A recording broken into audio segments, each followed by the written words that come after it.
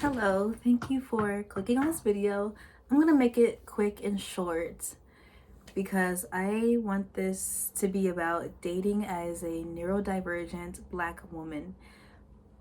The thing with dating as a neurodivergent Black woman, I'm sorry if I look crazy. I know I do look crazy. I'm so sorry.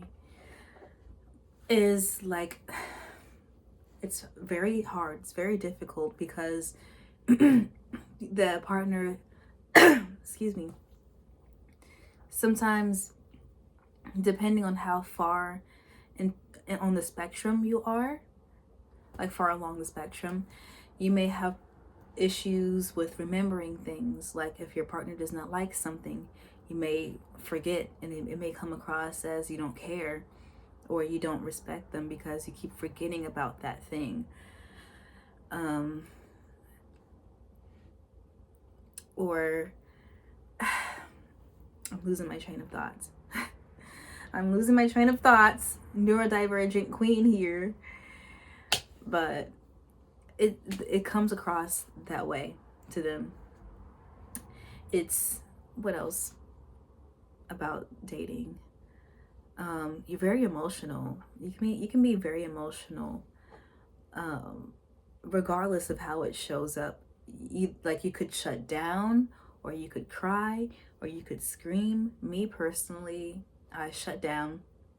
I don't want to talk to you, and I'll get frustrated. I'll get very, very frustrated, and that can be looked at to a neurotypical person that you are immature, that you don't know how to regulate your emotions, which is crazy because as a neurodivergent woman, regulating our emotions is like 10 times harder than it is for the neurotypical person. And then it's also like you're very particular with your wants and needs. You may sometimes kind of cross your own boundaries, like you'll just like let something slide. It can go either way depending on like who you are as a person. I feel like you can have boundaries, but you're very quick to kind of let your guard down and just let people cross those boundaries. Or your boundaries are so strong because you're so particular about what you want, and if they cannot align with those desires, then it's like it's just there's no other way to say it, because it's just not gonna work. It shows up differently for every person in every relationship, but generally it just does not work. Whatever happens, it doesn't work. Excuse me. And then what else is another issue that I experienced? Okay, let me think about the relationships that I was in, which it's not many. They didn't last long. That's probably another thing too with being a neurodivergent person. Consistent jobs, finding a consistent job is hard. Consistent relationships are hard. Consistent friendships are hard. Consistency is hard. Okay, specifically for the AuDHD person, it could be very hard because you're trying to navigate both sides of the spectrum. You're trying to navigate the ADHD and the autism in one body. It's like AuDHD can be your superpower, but if you don't know yourself, if you don't know your strengths, if you don't know your weaknesses, and if you don't know how to utilize the disorder and use it to your use it to its fullest potential, you will have a hard time.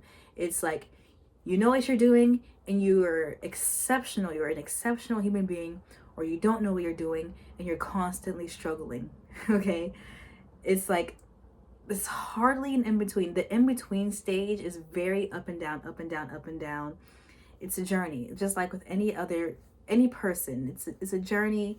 It's a lot of cases it's a lifelong journey, But the sooner you study yourself, the sooner you can become confident in who you are, and in your decision making, and you're setting boundaries and sticking to them, setting goals. You'll easily trust yourself more, and trust your ability to pick and choose the right relationships for you, because you are so in tune with yourself. You know what will work and you know what will not work. You know to take your time. When you are a neurodivergent person, taking your time is so important. Do not rush. Sometimes our emotions are so high. Everything is so high. Everything is so high. It's like we're at the height of all of our feelings. And that can be kind of overwhelming. It can really be overwhelming, because we're overwhelmed with love, and we're overwhelmed with lust, and we're overwhelmed with excitement or disappointment or expectations. And it's like, okay, like one step at a time. I'll give you this piece of advice. If you do not have your life under control, don't try to bring other people into your life and expect them to get your life under control for you. Or like, people can come into your life to help you, but it's better people come into your life to help you and then they go when their time in your life has been sufficed. Is that a word? Sufficed? When their time has been fulfilled in your life, they can go. And there's no attachment, because the thing about neurodivergent people, becoming attached to things is very, very easy. It's very easy, which kind of can sound a bit contradictory with ADHD. Like, you can get attached to certain dopamine stimuli, but then it's also like you bounce around. Autism are, emotions. I mean, obviously, like autism, a higher chance of becoming attached to something. And it's like,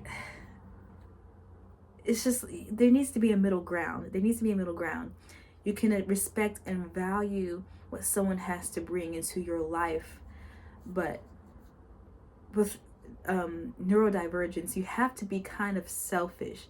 Selfishness is not always bad. Selfishness is selflessness, because if you can take care of your mind, if you can take care of your body, if you can take care of your relationship with God, if you can take care of your relationship with your family and the people who are already in your orbit, if you can steward these things well in your life for you, okay, not necessarily, doesn't have to be for them, but everything is here. Everything is in here. Before anything is created out here, it's created in here. You have to get this under control. If you're going to build an attachment to anything, build an attachment to something that has proven itself to work for you, that has proven itself to be beneficial. Reading books, get attached to reading a book. People, more oftentimes than not, do not prove themselves enough to be worthy of staying in your life for lengthy periods of time and actually contributing positively to that. The more negative that this is, the more negative that the outside will be. If you can have a healthy, positive relationship with yourself and with God, the source, that everything else will follow through. Everything else will match that. Very rarely do things exceed that. If you have a negative mind, negative life, things going on in your body, things going on in your relationships, struggling with this and that and this, that, and the third, it's going to be hard for you to meet and find the positives that, how can I put this?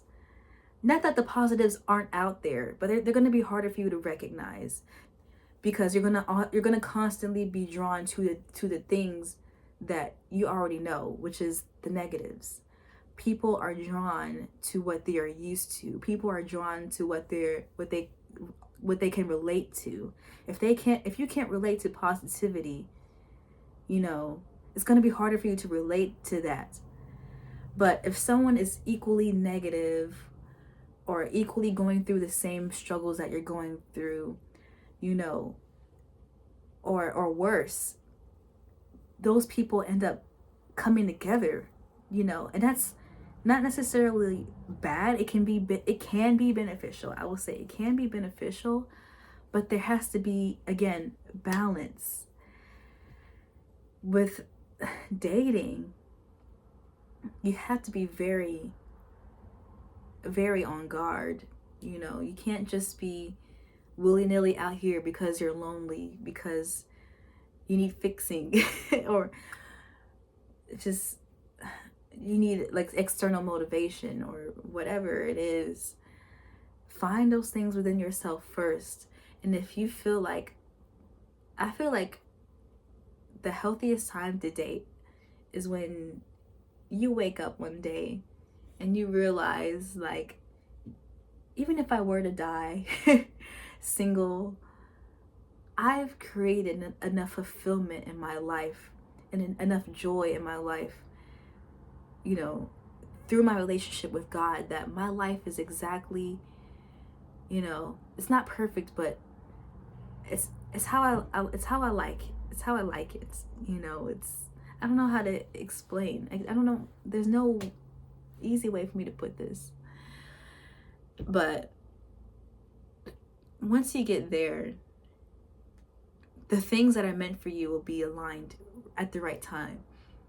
You don't constantly have to seek the things that you want. Some things you do have to seek. Like wisdom. Seek wisdom before you seek a relationship. Seek discernment before you seek a relationship. Those things you have to seek. Seek discipline. And then again, the people will align. The friends, the men, the women, the family, the community.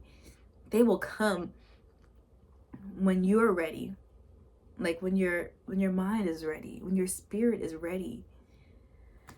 You got to be careful about that. I'm not going to give you no worldly advice. Got to bring it all back to God.